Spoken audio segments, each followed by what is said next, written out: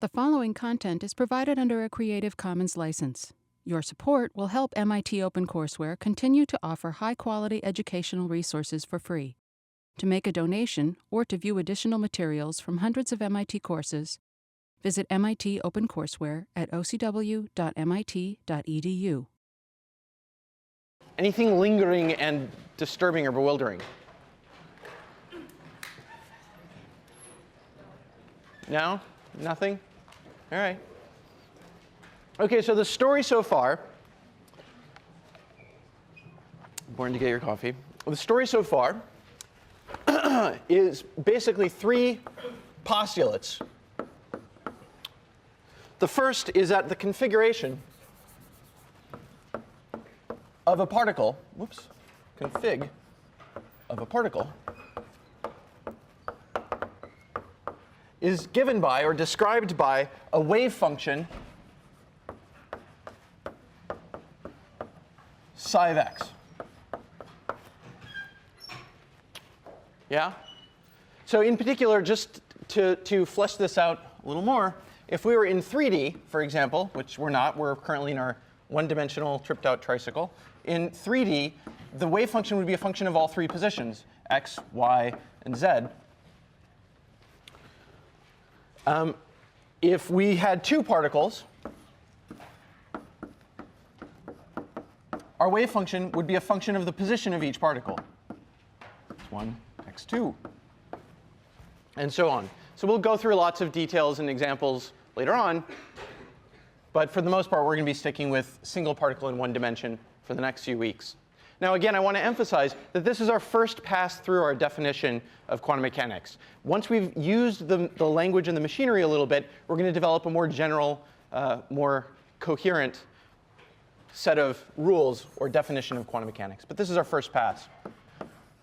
2, the meaning of the wave function is that the norm squared, psi of x, norm squared, it's complex, dx is the probability of finding the particle.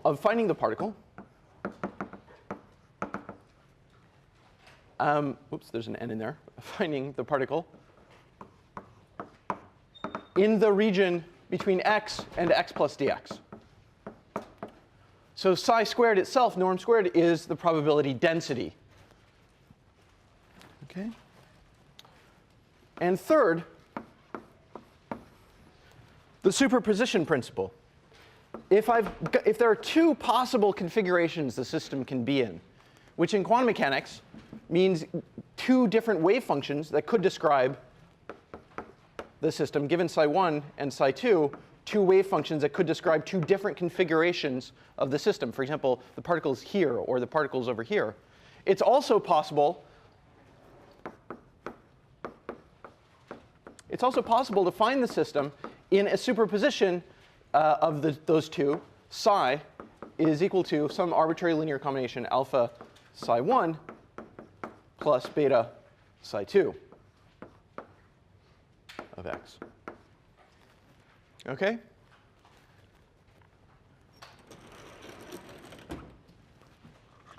So some things to note. So questions about those before we move on?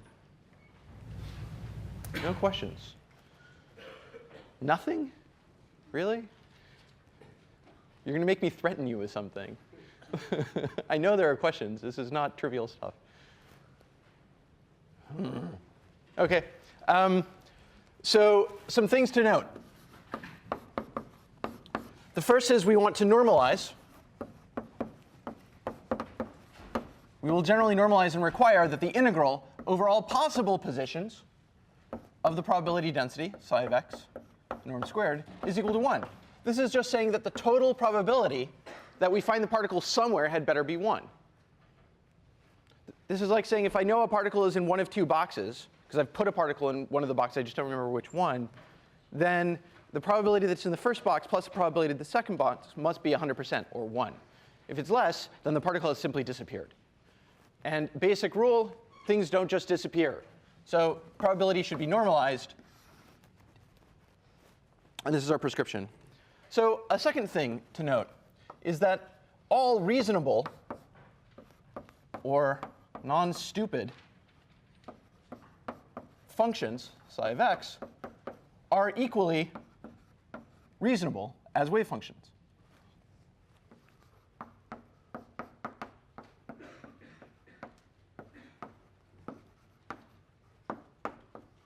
Okay?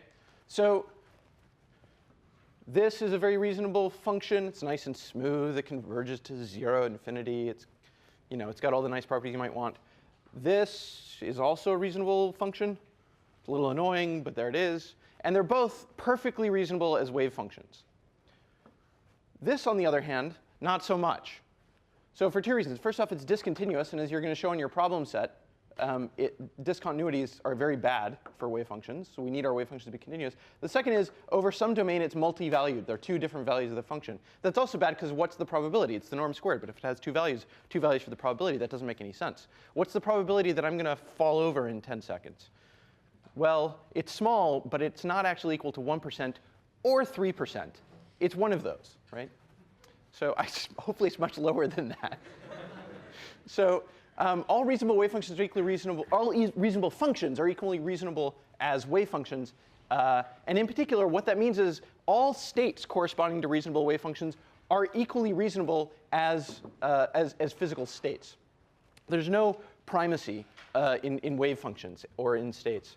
However, with that said, some wave functions are more equal than others.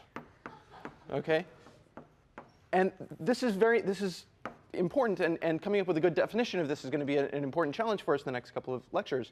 So in particular, this wave function has a nice simple interpretation. If I tell you this is psi of x, then what can you tell me about the particle whose wave function is this psi of x? What can you tell me about it? What do you know? It's here, right? It's not over here. Probability is basically 0. Probability is large. It's pretty much here with great confidence. What about this guy? Less informative, right? It's less obvious what this wave function is telling me. So some wave functions are more equal in the sense that they have, i.e., they have simple interpretations.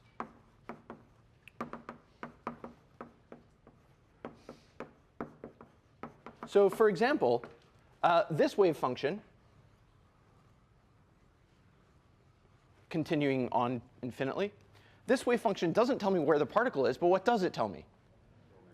The momentum, exactly. So this is giving me information about the momentum of the particle because it has a well-defined wavelength. So this one, I would also say, is more equal than this one. They're both perfectly physical, but this one has a simple interpretation. And that's going to be important for us. OK. Related to that is that any reasonable function, any reasonable function, psi of x, can be expressed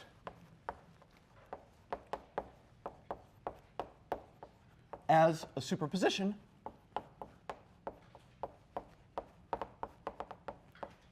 of more equal wave functions.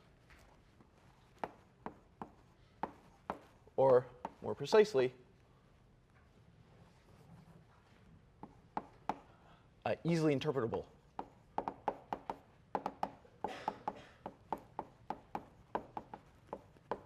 wave functions. Okay? We saw this last time in the Fourier theorem. The Fourier theorem said, look, take any wave function, take any function, but I'm going to interpret in the language of quantum mechanics, take any wave function which is given by some complex valued function, and it can be expressed as a superposition of plane waves. 1 over root 2 pi, in our normalization, integral dk, psi tilde of k, this is a set of coefficients, e to the ikx. So what are we doing here? We're saying pick a value of k. There's a number associated with it, which is going to be an amplitude and a phase, a magnitude and a phase. And that's the magnitude and phase of a plane wave, e to the ikx. Now remember that e to the ikx is equal to cos kx plus I sine kx, which you should all know, but just to remind you, this is a periodic function. These are periodic functions. So this is a plane wave with a definite wavelength, 2 pi upon k. So this is a more equal wave function in the sense that it has a definite wavelength. We know what its momentum is. Its momentum is h bar k. Any function, we're saying, can be expressed as a superposition by summing over all possible values of k, all possible different wavelengths. Any function can be expressed as a superposition of wave functions with a definite momentum. That make sense? Fourier didn't think about it that way. But from quantum mechanics, this is the way we want to think about it. Okay? It's just a true statement. It's a mathematical fact. Questions about that? Similarly, I claim that I can expand the very same function, psi of x, as a superposition of states not with definite momentum, but of states with definite position. So what's a state with a definite position?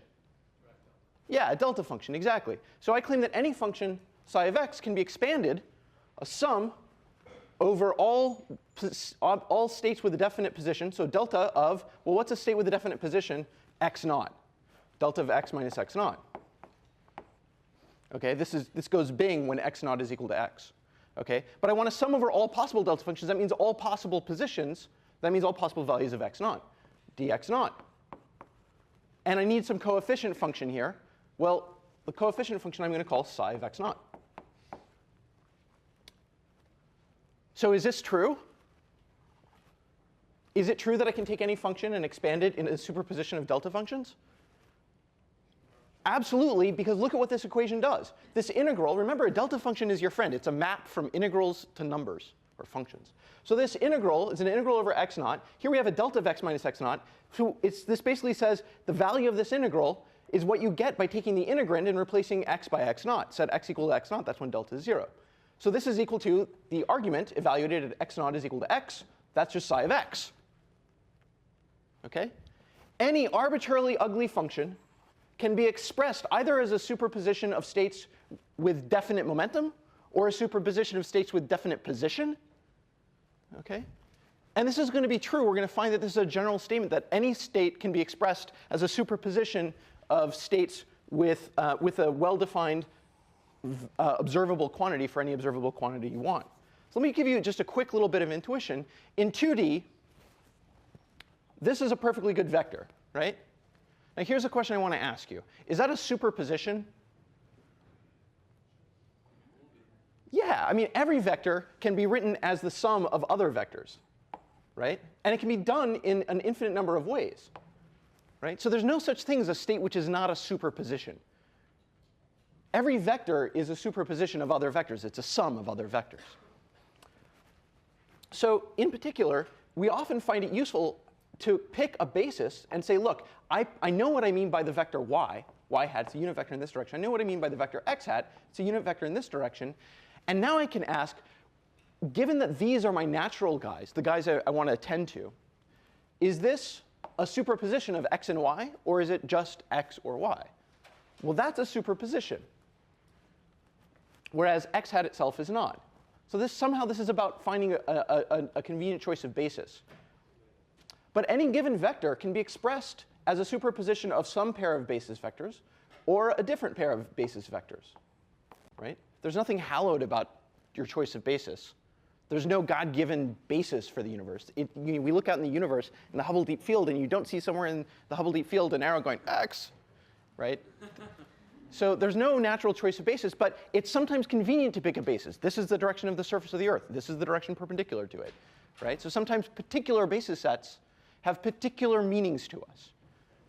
That's true in vectors. This is along the Earth. This is perpendicular to it. This would be slightly strange. I mean, maybe if you're leaning. And similarly, this is an expansion of a function as a sum, as a superposition of other functions. And you could have done this in any good space of functions. We'll talk about that more. These are particularly natural ones. They're more equal. These are ones with different definite values of position, different definite values of momentum. Everyone cool? Quickly, what's the momentum associated to the plane wave e to the I kx? H bar k. Good. OK. So good. So now I want to just quickly run over some concept questions for you. So whip out your clickers. OK, well, we'll do this verbally. OK. Oops. Oh.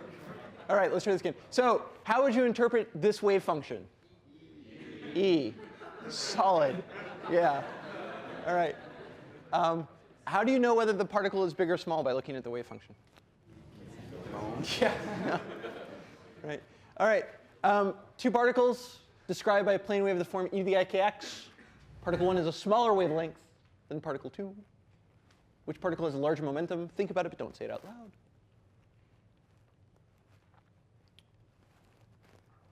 OK. And this sort of defeats the purpose of the clicker thing, because now I'm supposed to be able to know without you guys saying anything. So instead of saying it out loud, here's what I'd like you to do. Talk to the person next to you and discuss which one has the larger momentum.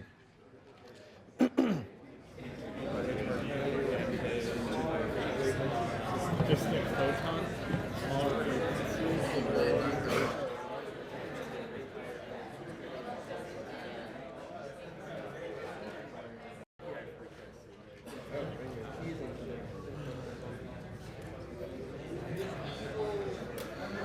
All right, cool. So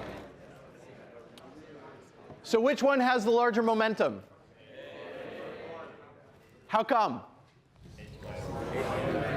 Right, smaller wavelength. P equals h bar k. K equals 2 pi over lambda. Solid? OK. Smaller wavelength, higher momentum. If it has higher momentum, what do you just intuitively what do you expect to know about its energy? It's probably higher. Are you positive about that? No, you need to know how the energy depends on the momentum, but it's probably higher. So this is an important little lesson that you probably all know from optics and maybe from quantum mechanics. Shorter wavelength things, higher energy. Higher momentum for sure, usually higher energy as well. Very useful rule of thumb to keep in mind. OK, indeed, it's particle 1. OK, next one. Compared to the wave function psi of x, its Fourier transform psi tilde of x contains more information or less, or the same, or something bodily. Don't say it out loud, just, OK. So how many people know the answer? Awesome. And how many people are not sure? OK, so they're so good. So talk to the person next to you and convince them. Briefly.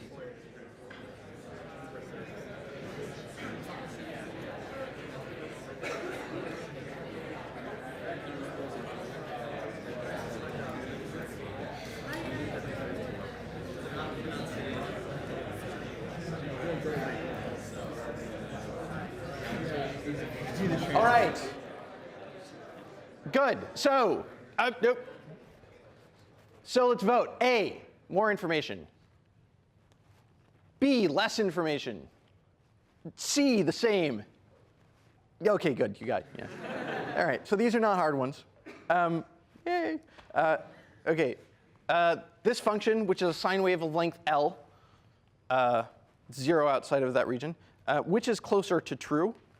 F has a single well-defined wavelength for the most part. It's closer to true. This doesn't have to be exact. F has a single well-defined wavelength, or F is made up of a wide range of wavelengths. OK, think it to yourself. Ponder that one for a minute.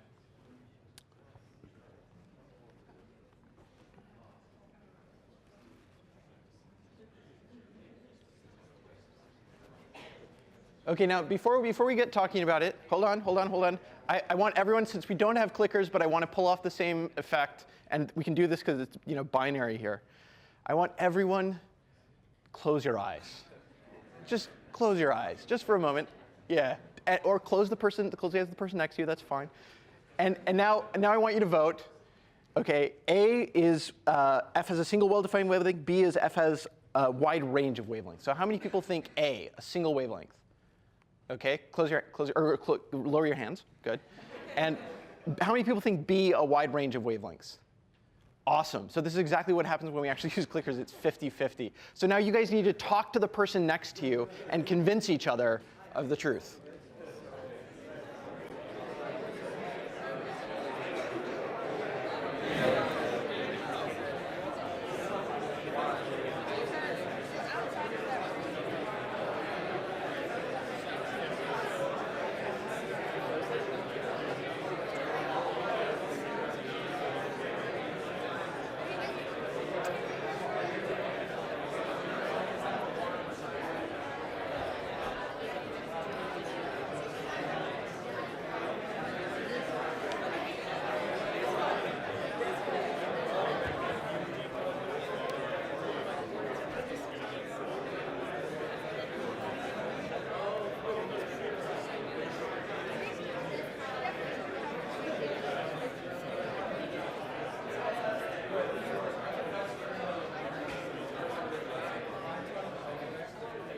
All right.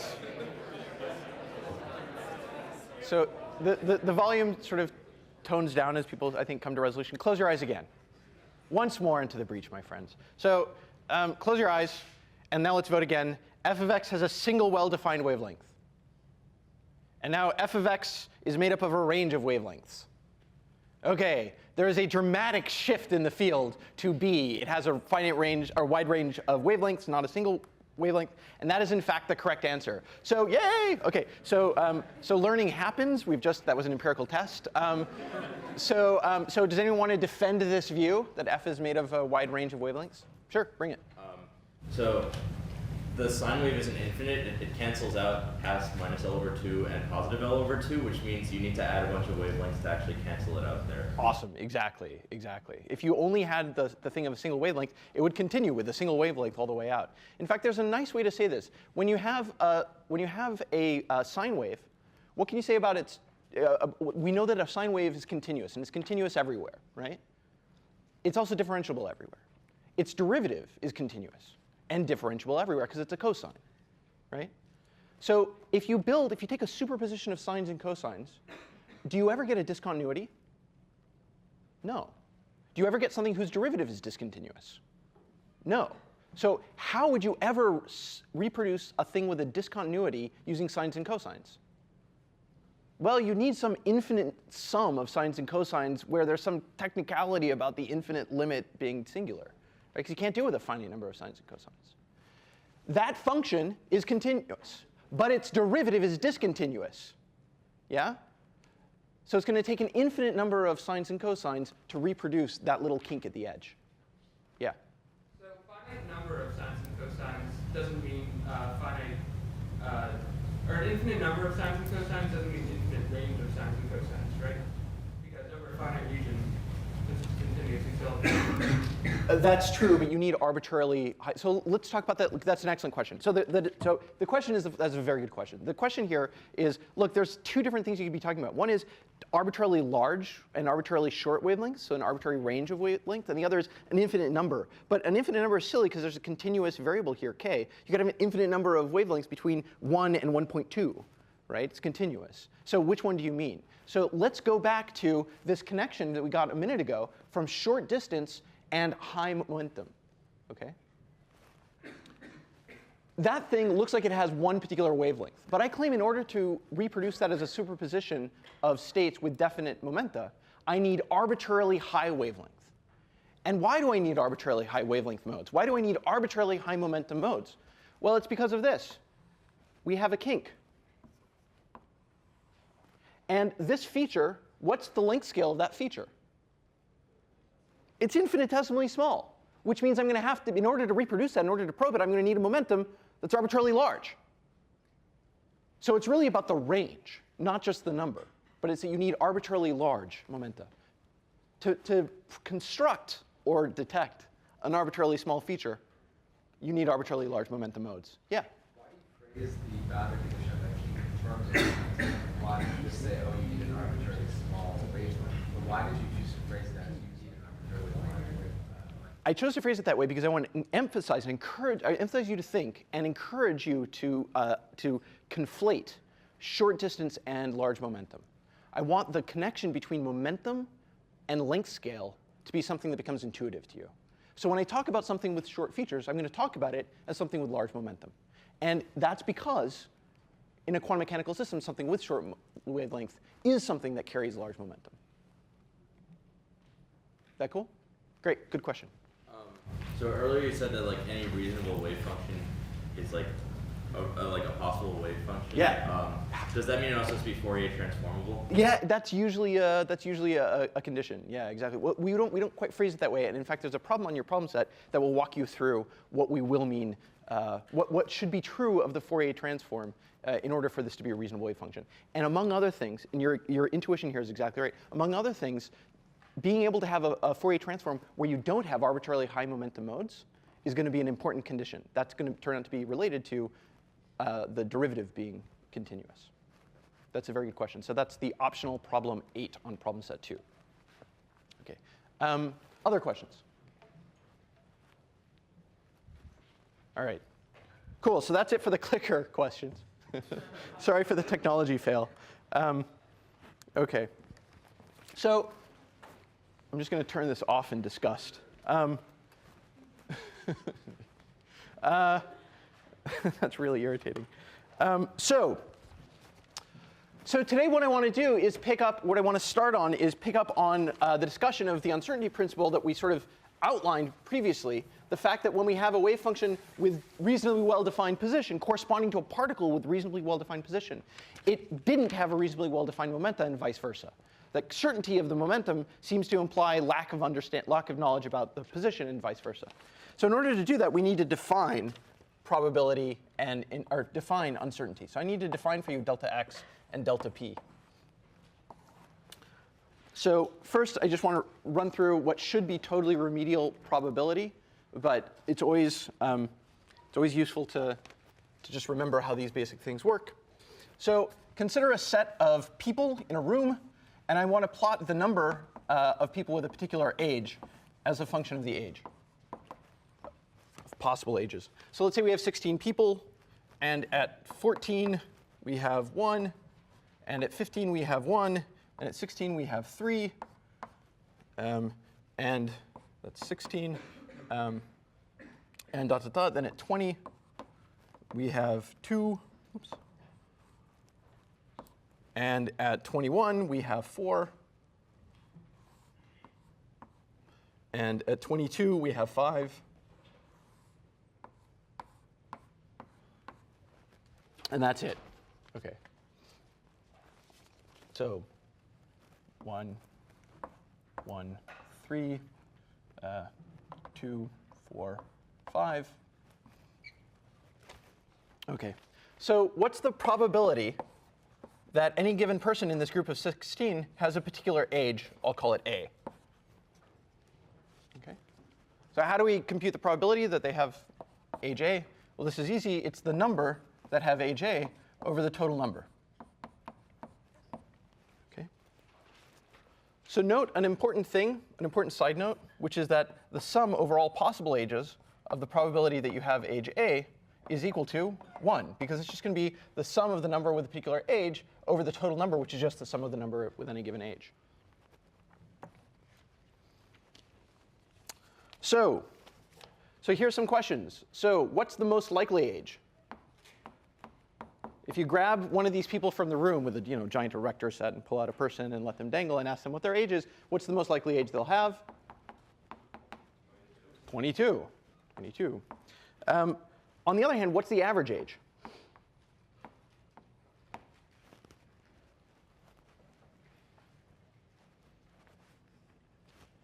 Well, just by eyeball, roughly, what do you think it is? Yeah, somewhere around 19 or 20. It turns out to be 19.2 for this. OK. But if everyone has a little sticker on their lapel that says I'm 14, 15, 16, 20, 21, or 22, how many people have the age 19.2? None. Right? So a useful thing is that the average need not be an observable value. This is going to come back to haunt us. Oop, 19.4. That's what I get. So in particular, damn it. So in particular, how did I get the average? So I'm going to define some notation. This notation is going to stick with us for the rest of quantum mechanics. The average age, how do I compute it? So we all know this, but let me just be explicit about it. It's the sum over all possible ages of the number of people with that age times the age divided by the total number of people. OK. So in this case, I'd go 14, 14, 16, 16, 16, 20, 20, 21, 21, 21, 21, 22, 2, 2, 2, 2, right? And so that's all I've written here. But notice that I can write this in a nice way. This is equal to the sum over all possible ages of A times the ratio of NA to N total. The ratio of NA to N total, that's just the probability that any given person has a probability A. A times probability of A. So the expected value is the sum over all possible values of the value times the probability you get that value. Yeah? So I'm just going to, this is the same equation, but I'm going to box it. It's a very useful relation. And so again, does the average have to be measurable? No, it certainly doesn't, and it usually isn't. So let's ask the same thing for the square of ages. What is the average of a squared? Square of the ages. You might say, well, why would I ever care about that? But let's just be explicit about it. So following the same logic here, the average of a squared, the average value of the square of the ages is, well, I'm going to do exactly the same thing. It's just a squared, right? 14 squared, 15 squared, 16 squared, 16 squared. So this is going to give me exactly the same expression, sum over a of a squared, probability of measuring a. Okay. And more generally, the expected value, or the average value, of some function of a is equal, and this is something you don't usually do, is equal to the sum over a of f of a, the value of f given a particular value of a, times the probability that you measure that value of a in the first place. Okay? It's exactly the same logic as averages. Right, cool? So here's a quick question.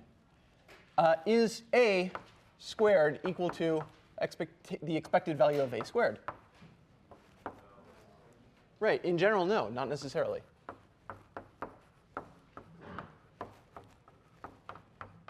Right? So for example, the average value, so suppose we have a Gaussian centered at the origin. So here's a. Now a isn't age, but it's something, I don't know.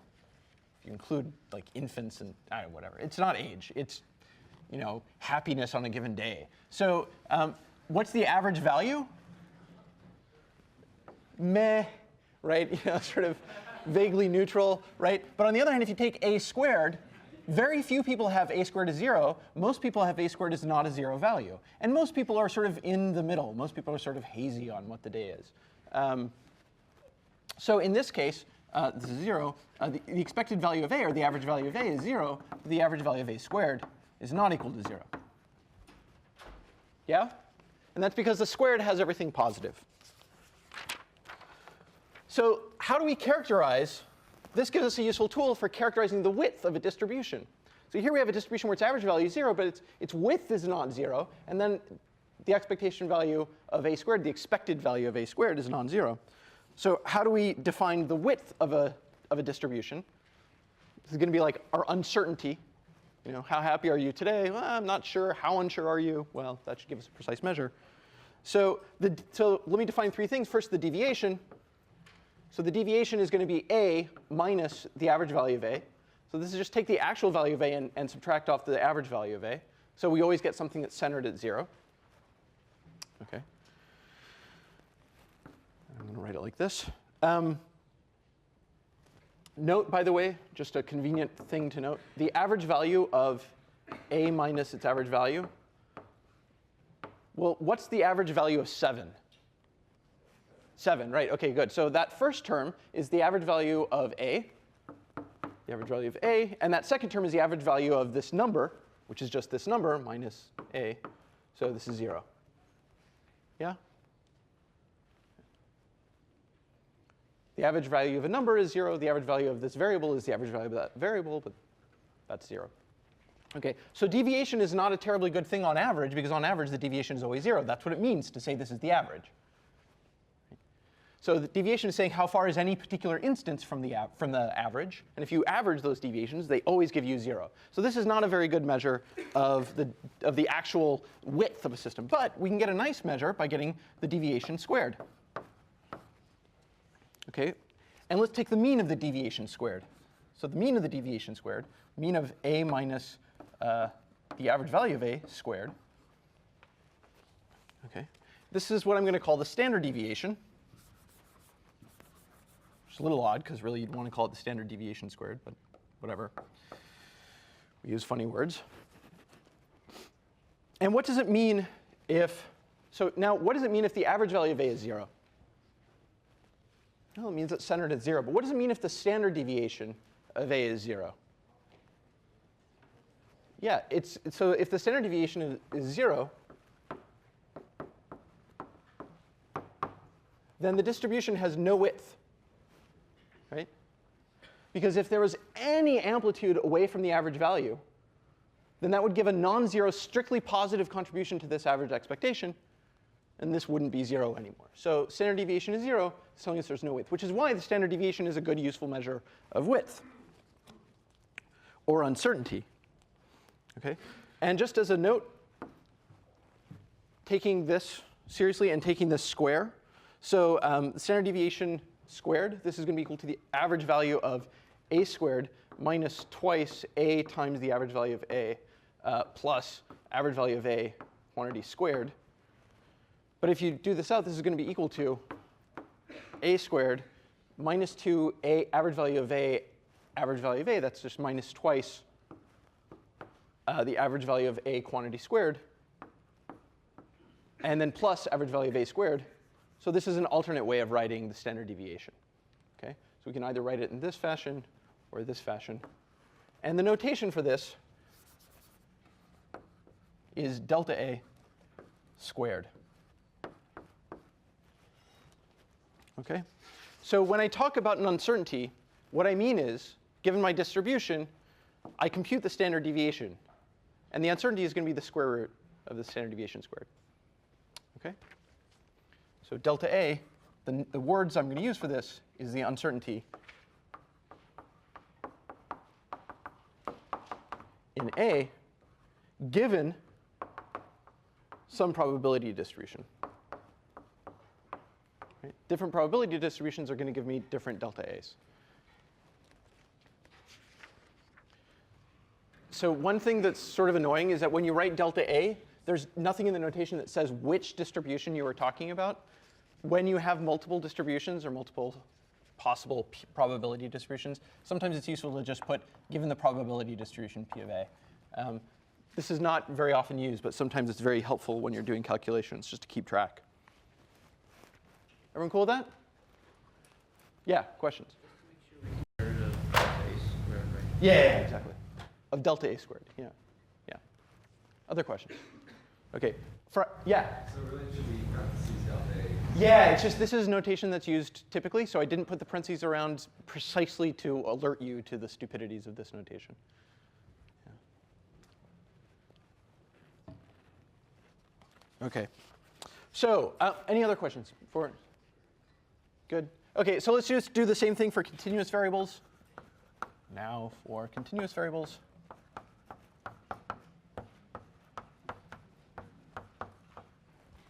Okay, I'm just going to write the expressions and just get them out of the way. So the average value of some x given a probability distribution on x, where x is a continuous variable, is going to be equal to the integral. And let's just say x is defined from minus infinity to infinity, which is pretty useful, or pretty typical. Minus infinity to infinity dx, probability distribution of x times x. I shouldn't use curvy, I should just use x. Okay. And similarly, for x squared, or more generally for f of x, the average value of f of x, or the expected value of f of x given this probability distribution, is going to be equal to the integral dx minus infinity to infinity, the probability distribution of x times f of x, in direct analogy to what we had before. But so this is all just mathematics. And we define the uncertainty in x is equal to the expectation value of x squared minus the expected value of x quantity squared. OK? And this is delta x squared. Thanks. If you see me dropping an exponent or a factor of 2, please, please, please tell me. So thank you for that. So all of that is just straight up classical probability theory. And now I just want to write this in the notation of quantum mechanics. Given that the system is in a state described by the wave function psi of x, the average value, the expected value of x, the typical value if you just observe the particle at some moment, is equal to the integral over all possible values of x, the probability distribution, psi of x norm squared, x.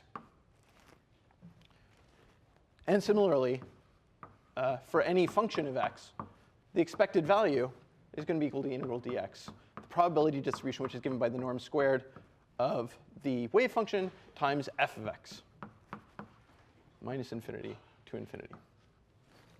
Okay? And same definition for uncertainty.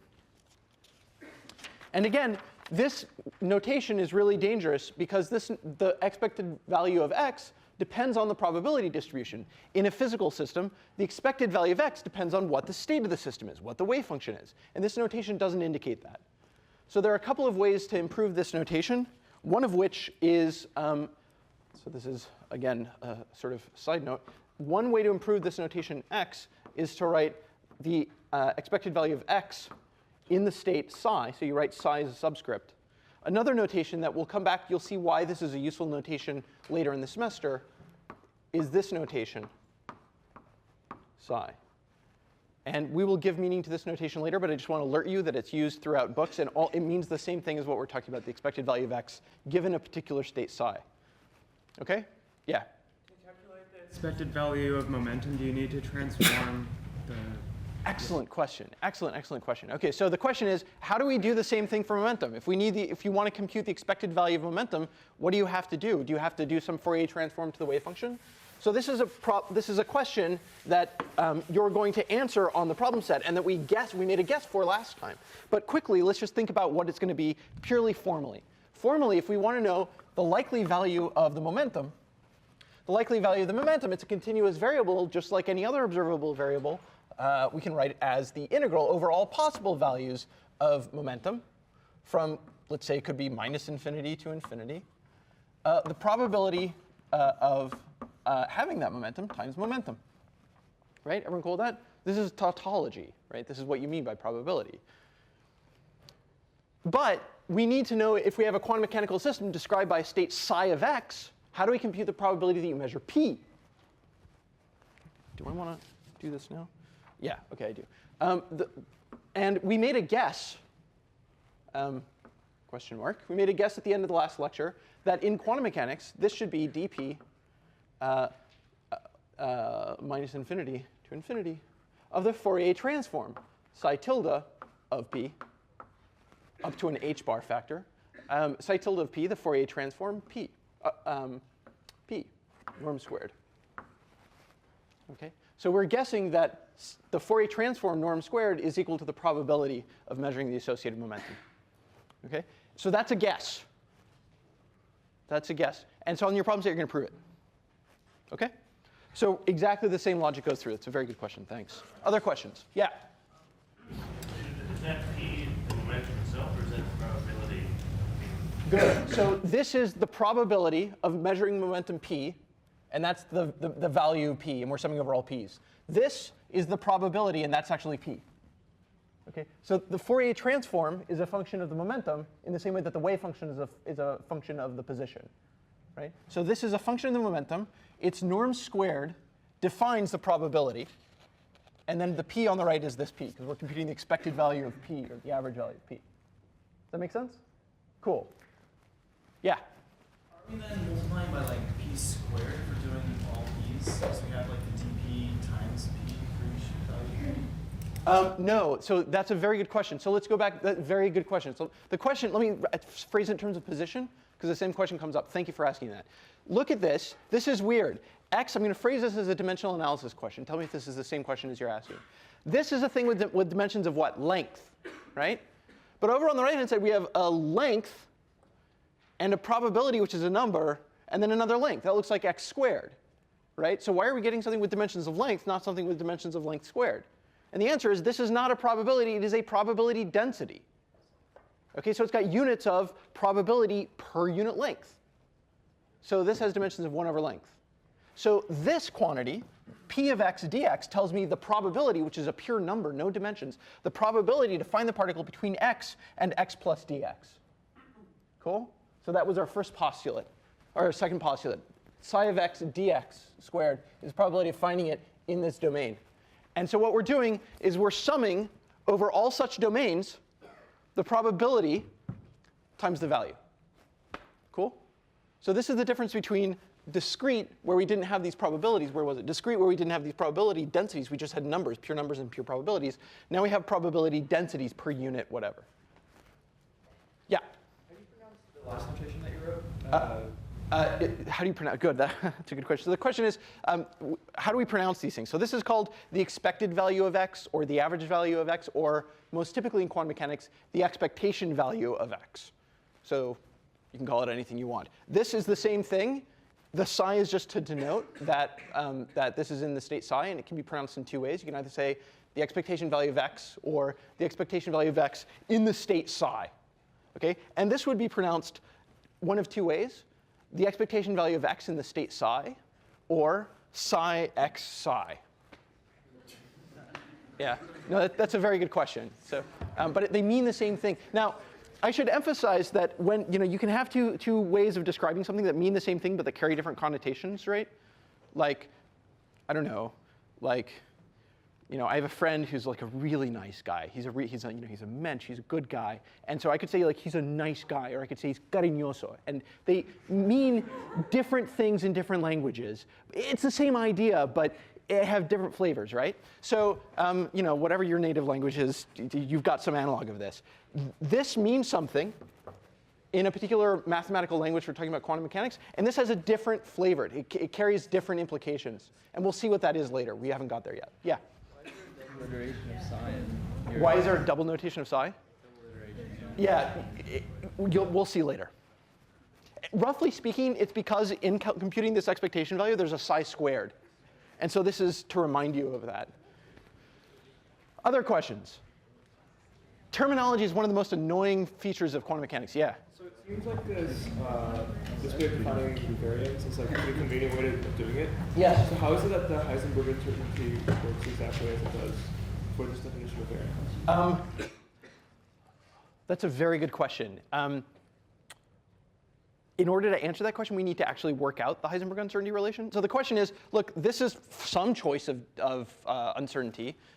You could have chosen some other definition of uncertainty. Like we could have considered, the expectation value of x to the fourth minus x to the fourth, and taking the fourth root of that. So why this one? And one answer is, indeed, the uncertainty relation works out quite nicely. But I think the important thing to say here is that there are many ways you could construct quantities. This is a convenient one, and we will discover that it has nice properties that we like. There is no God-given reason why this had to be the right thing. Okay? I can say more, but I don't want to take the time to do it. So ask in office hours. OK, good. But we will. The second part of your question was, why does the Heisenberg relation work out nicely in terms of these guys? And we will study that in extraordinary detail. We will see that. So we're going to derive it twice, soon and then later. The later version is better. So let me work out some examples. Or actually, you know what? I'm going to skip the examples in the interest of time. They're in the notes, and so they'll be posted on the web page. By the way, the first 18 lectures of notes are posted. I had a busy night last night. So let's come back to computing expectation values from a momentum. So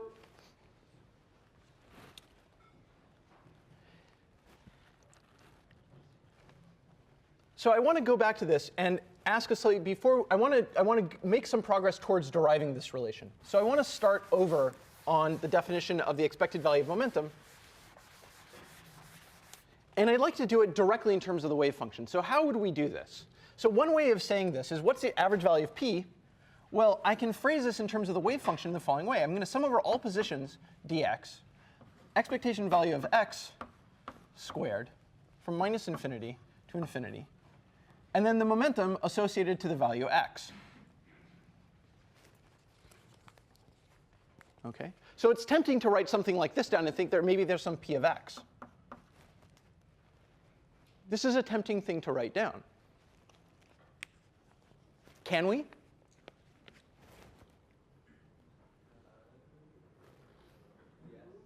Are we ever in a position to say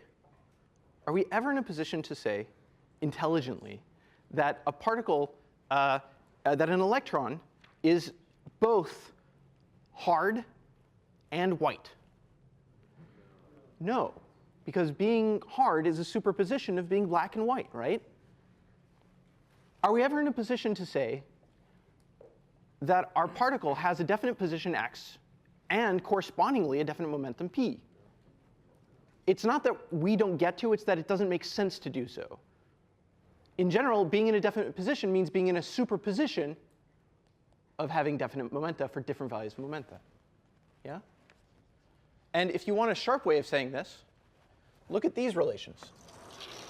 I claim that any function can be expressed as a superposition of states with definite momentum, right?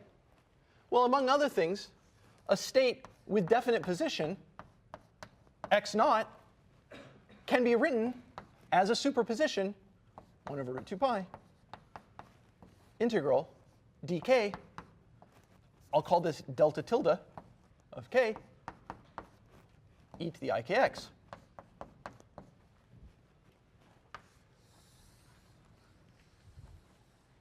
And if you haven't played with delta functions before and you haven't seen this, then you will on the problem set, because we have a problem that works through a great many details. But in particular, it's clear that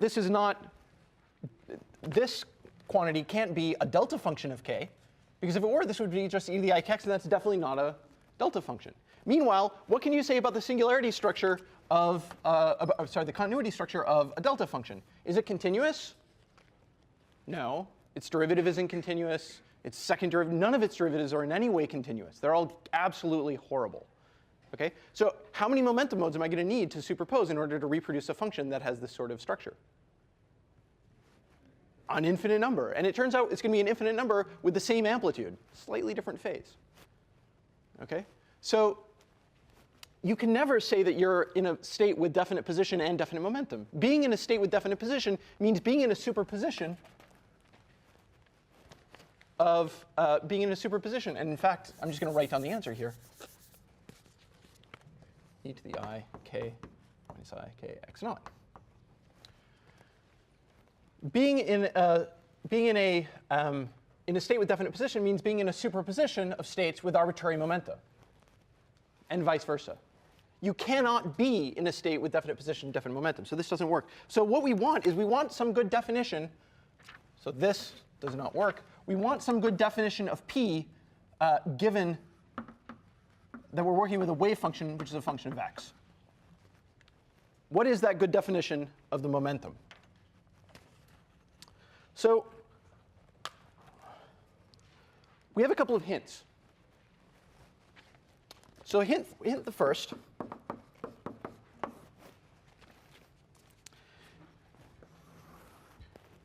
So this is what we're after. Hint the first is that a wave, we know that given a wave with wave number k, which is equal to 2 pi over lambda, is associated, according to de Broglie and according to the Davis and Germer experiments, to a particle. So having a particle, a wave with wave number k or wavelength lambda is associated to a particle with momentum p is equal to h bar k. Yeah? But in particular, what does a plane with wavelength lambda or wave number k look like? That's e to the ikx. And if I have a wave, a plane wave e to the ikx, how do I get h bar k out of it? Okay.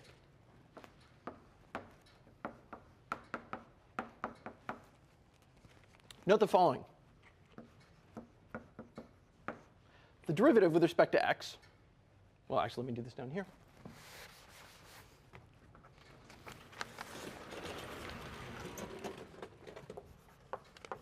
Note that the derivative with respect to x of e to the ikx is equal to ik e to the ikx. Yeah? I'm not, there's nothing up my sleeves, right? So in particular, if I want to get h bar k, I can multiply by h bar and divide by I, multiply by h bar, divide by I, derivative with respect to x, e to the ikx, and this is equal to h bar k, e to the ikx. That's suggestive. And I can write this as p e to the ikx.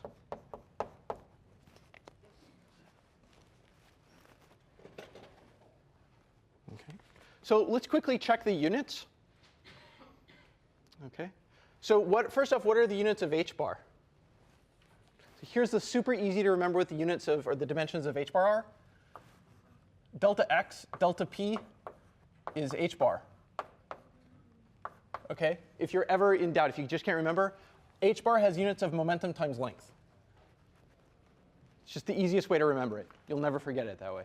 So if h bar has units of momentum times length, what are the units of k? 1 over length. So does this dimensionally make sense? Yeah. Momentum times length divided by length, number, momentum. Good. So dimensionally, we haven't lied yet. OK. But so this makes it tempting to say something like, well, hell, h bar upon I, derivative with respect to x, is equal in some question mark, quotation marks, p. Right? So at this point, it's tempting to just say, look, trust me, p is h bar upon I dx. But I don't know about you, but I find that deeply, deeply unsatisfying. So let me ask the question slightly differently. We've followed the de Broglie relations, and we've been led to the idea that, and using wave functions, that there's some relationship between the momentum, the observable quantity that you measure with sticks and meters and stuff, and this operator, this differential operator, h bar upon I, derivative with respect to x. By the way, my notation for dx is the partial derivative with respect to x. It's just notation. So if this is supposed to be true in some sense, what does momentum have to do with the derivative? Momentum is about velocities, which is like derivative with respect to time, right? Times mass. Mass times derivative with respect to time, the velocity. So what does it have to do with the derivative with respect to position? And this ties into the most beautiful theorem in classical mechanics, which is Noether's theorem, named after the mathematician who discovered it, Noether. And just out of curiosity, how many people have seen Noether's theorem in class? Oh, that's so sad. That's a sin. OK, so here's a statement of Noether's theorem. And it underlies an enormous amount of classical mechanics, but also of quantum mechanics. Noether, incidentally, was a mathematician. There's a whole wonderful story about Noether. Weil went to her and was like, look, I'm trying to understand the notion of energy in just, this guy down the hall, Einstein. He has this theory called general relativity about curved spacetimes and how that has something to do with gravity. But it doesn't make a lot of sense to me because I don't even know how to define the energy. So how do you define momentum and energy in this guy's crazy theory? And so Noether, who was a mathematician, did all sorts of beautiful stuff in algebra, looked at the problem and was like, I don't even know what it means in classical mechanics. So what does it really mean in classical mechanics? So she went back to classical mechanics and from first principles came up with a good definition of momentum, which turns out to underlie the modern idea of conserved quantities and symmetries. And it's had an enormous, far-reaching impact. Say her name with praise. So Noether tells us the following statement. To every symmetry,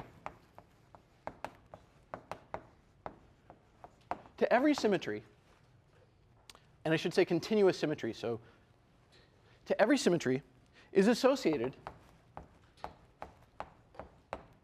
a conserved quantity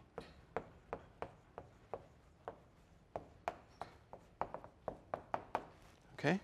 So in particular, what do I mean by symmetry? Well, for example, translations. X goes to x plus some length L. This can be done for arbitrary length L. So for example, a translation by this much or a translation by that much. Right? These are translations. To every symmetry is associated a conserved quantity. What symmetry is associated to translations? Conservation of momentum, p dot. To time translations, t goes to t plus capital T. What's the conserved quantity associated with time translational symmetry? Energy, which is time independent. And rotations, rotational symmetries. X as a vector goes to rotations, some rotation times x. What's conserved by virtue of rotational symmetry? Angular momentum. Rock on. OK. So quickly, I'm not going to prove to you Noether's theorem. It's one of the most beautiful and important theorems in physics, and you should all study it. But let me just convince you quickly that it's true in classical mechanics. And this was observed long before Noether pointed out why it was true in general. What does it mean to have translational symmetry?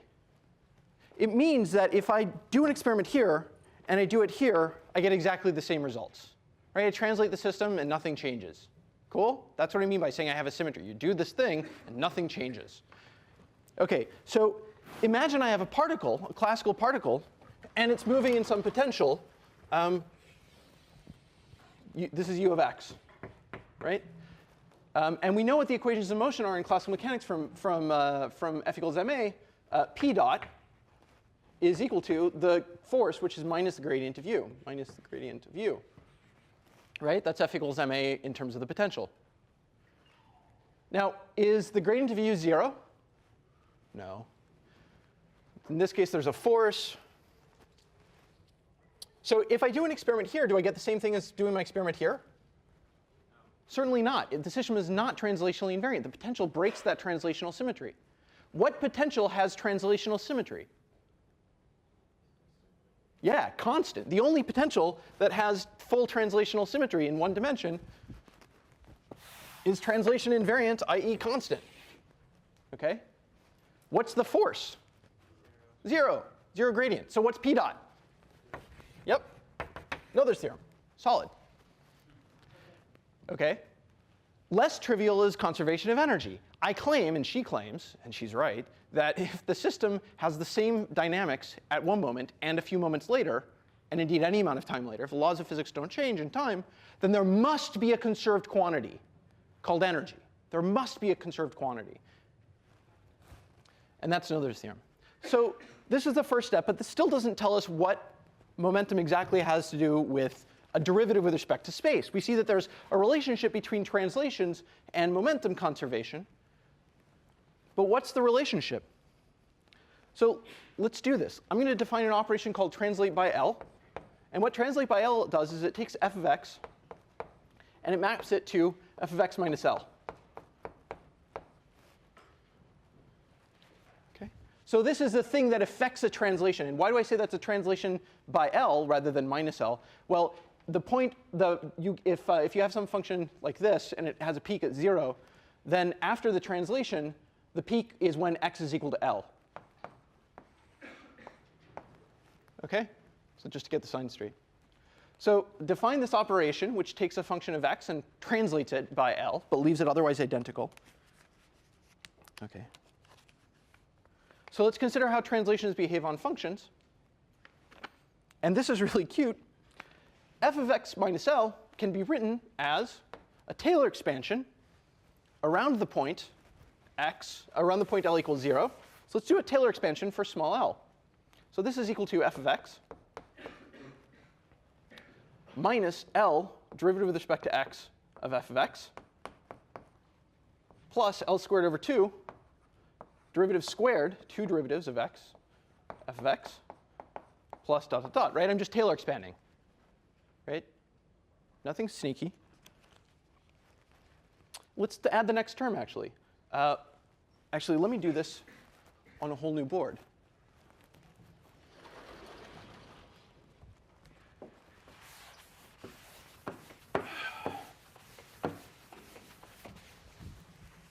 All right, so we have translate by L on f of x is equal to f of x minus L is equal to f of x, now Taylor expanding, minus L, derivative with respect to x of f, plus L squared over 2, f, I'm just going to write this as f, well, I'm not giving myself enough space, I'm sorry. F of x minus L is equal to f of x minus L derivative with respect to x of f of x plus L squared over 2, 2 derivatives of x, f of x, minus L cubed over 6, we're just Taylor expanding, derivative cubed with respect to x of f of x, and so on. Yeah? But I'm going to write this in the following suggestive way. This is equal to 1 times f of x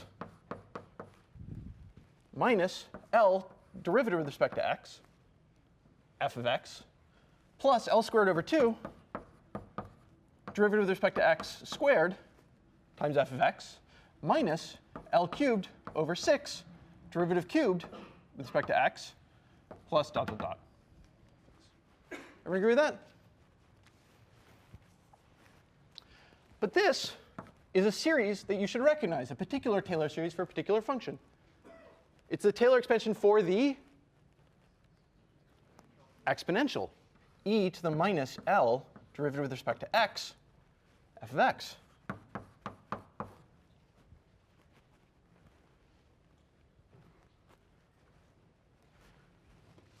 Which is kind of awesome. So let's just check to make sure that this makes sense from dimensional grounds. So that's a derivative with respect to x has units of 1 over length. That's a length. So this is dimensionless, so we can exponentiate it. Now, you might look at me and say, look, this is silly. You've taken an operation like derivative and exponentiated it. What does that mean? And that is what it means. OK? So we're going to do this all the time in quantum mechanics. We're going to do things like exponentiate operations. We'll talk about it in more detail, but we're always going to define it in this fashion as a formal power series. Questions? Can you transform operators from one space to another? Oh, you totally can. But we'll come back to that. We're going to talk about operators next time. OK. So here's where we are. So from this,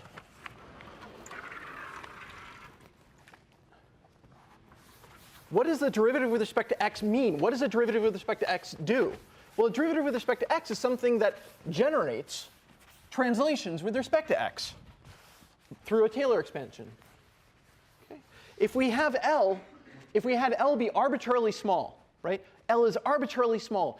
What is the translation by an arbitrarily small amount of f of x? Well, if L is arbitrarily small, we can drop all the higher order terms, and it's just the change is just L dx. Right? So the derivative with respect to x is telling us about infinitesimal translations. Cool? The derivative with respect to a position is something that tells you or controls or generates infinitesimal translations. And if you exponentiate it, you do it many, many, many times in a particular way, you get a macroscopic finite translation. Cool? So this gives us three things. Translations in x are generated in this sense, are generated by the derivative with respect to x. But through Noether's theorem, translations in x are associated to conservation of momentum.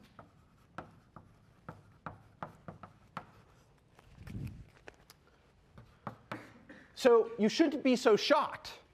It's really not totally shocking.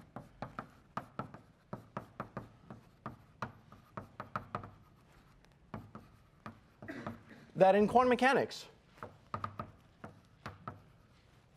where we're very interested in the action of things on functions, not just of positions, but on functions of position, it shouldn't be totally shocking that in quantum mechanics, the derivative with respect to x is related to the momentum in some particular way. Similarly, translations in t are going to be generated by what operation? Derivative with respect to time. So derivative with respect to time, from Noether's theorem, is associated with conservation of energy. That seems plausible. Derivative with respect to, I don't know, an angle, a rotation. That's going to be associated with what? Angular momentum. Okay? But angular momentum around the axis for whom this is the angle. So I'll call that z for the moment. Okay? And we're going to see these pop up over and over again. But here's the thing. We started out with these three principles today, and we've led ourselves to some sort of association between the momentum and the derivative, like this. Okay? And I've given you some reason to believe that this isn't totally insane. Translations are deeply connected with conservation of momentum. Translational symmetry is deeply connected with conservation of momentum. And an infinitesimal translation is nothing but a derivative with respect to position. Okay? Those are deeply linked concepts. But I didn't derive anything. I gave you no derivation whatsoever of the relationship between d dx and the momentum. Instead, I am simply going to declare it. I am going to declare that in quantum mechanics, you cannot stop me. In quantum mechanics, P is represented by an operator. It's represented by the specific operator, h bar upon I, derivative with respect to x. And this is a declaration. Okay? It is simply a fact. And when I say it's a fact, I mean two things by that. The first is, it is a fact that in quantum mechanics, momentum is represented by a derivative with respect to x times h bar upon I. Secondly, it is a fact that if you take this expression and you work with the rest of the postulates of quantum mechanics, including what's coming next lecture about operators and time evolution, you reproduce the physics of the real world. You reproduce it beautifully. You reproduce it so well that no other models have ever even vaguely come close to the explanatory power of quantum mechanics. Okay? It is a fact. It is not true in some epistemic sense. You know, you can't sit back and say, a priori, starting with the integers, we derive that p is equal to. No, it's a model. But that's what physics does. Physics doesn't tell you what's true. Physics doesn't tell you, what a priori did the world have to look like. Physics tells you this is a good model, and it works really well, and it fits the data. And to the degree that it doesn't fit the data, it's wrong. Okay? This isn't something we derive. It is something we declare. We call it our model, and then we use it to calculate stuff, and we see if it fits the real world. Out, please. Please leave. Thank you. So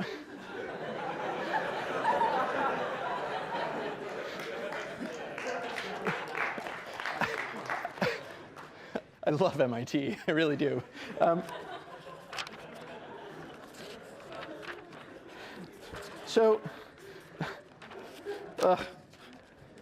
OK.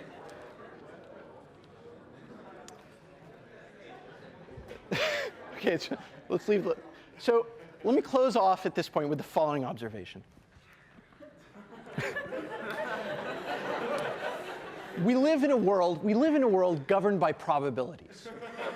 There's a finite probability at any given moment that two pirates might walk into your room. OK? You just never know. You never know.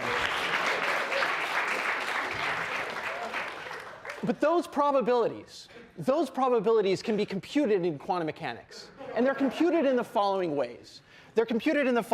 As we'll study in great detail. If I take a state, psi of x, which is equal to e to the ikx, this is a state that has definite momentum h bar k. Right? We've claimed this. This was de Broglie and Davis and Germer. Note the following. Take this operator and act on this wave function with this operator. What do you get? P hat, well, we already know because we constructed it to have this property. P hat on psi of x, and I'm going to call this psi sub k of x because it has a definite k, is equal to h bar k psi k of x. A state with a definite momentum has the property that when you hit it with the operation associated with momentum, you get back the same function times a constant, and that constant is exactly the momentum we ascribe to that plane wave. Is that cool? Yeah. Just with notation, what is the hat above the p? Good, excellent. So the hat above the p is to remind you that p is not a number, it's an operation. It's a rule for acting on functions. We'll talk about that in great detail next time. But here's what I want to emphasize. This is a state which is, equal to all others in the sense that it's a perfectly reasonable wave function, but it's more equal because it has a simple interpretation, right? The probability that I measure the momentum to be h bar k is 1, and the probability that I measure it to be anything else is 0, correct? But I can always consider a state which is a superposition. Psi is equal to alpha, let's just do 1 over root 2, e to the ikx, k1x, plus 1 over root 2, e to the minus ikx. OK?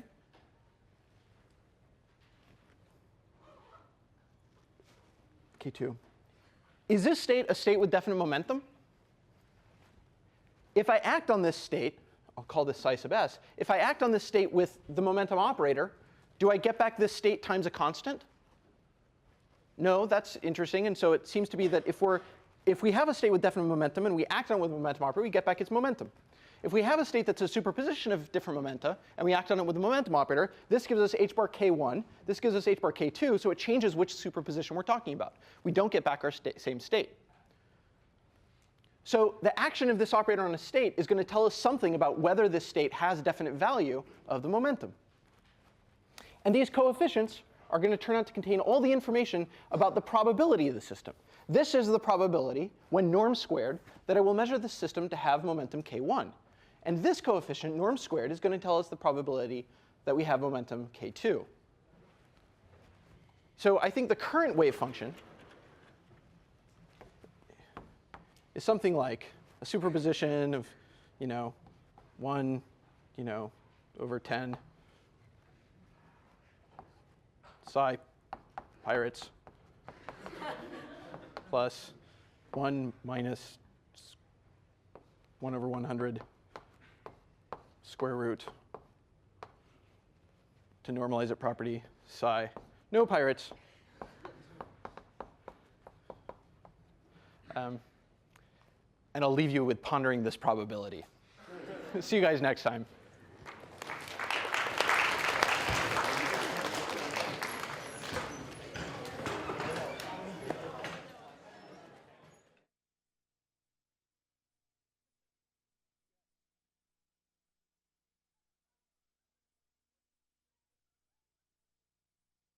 Oh my lord, you dare not dash us off that easily!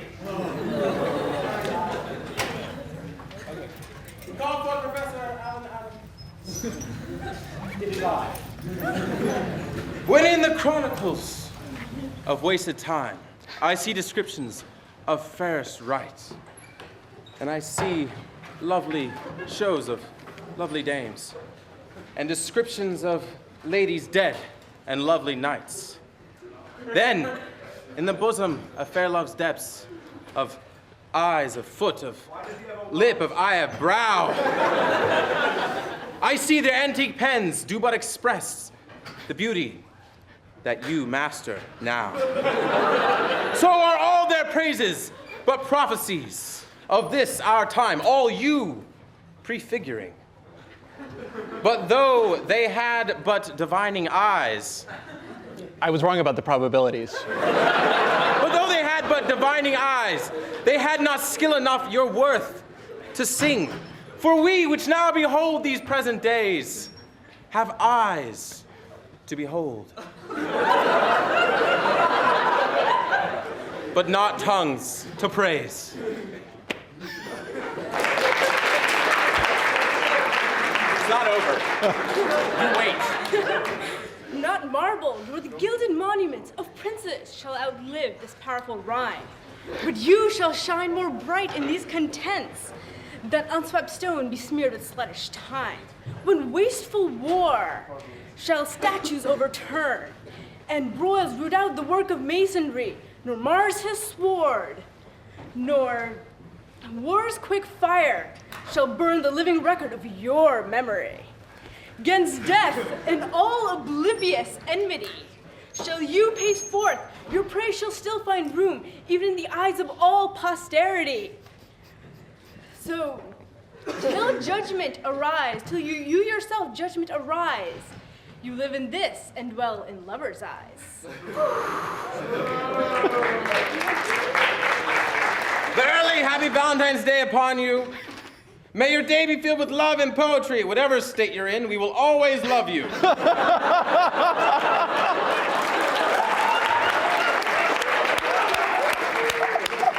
Signed, Jack Flory and James E. Tedazoo. Thank you, sir. Thank you. Now we'll...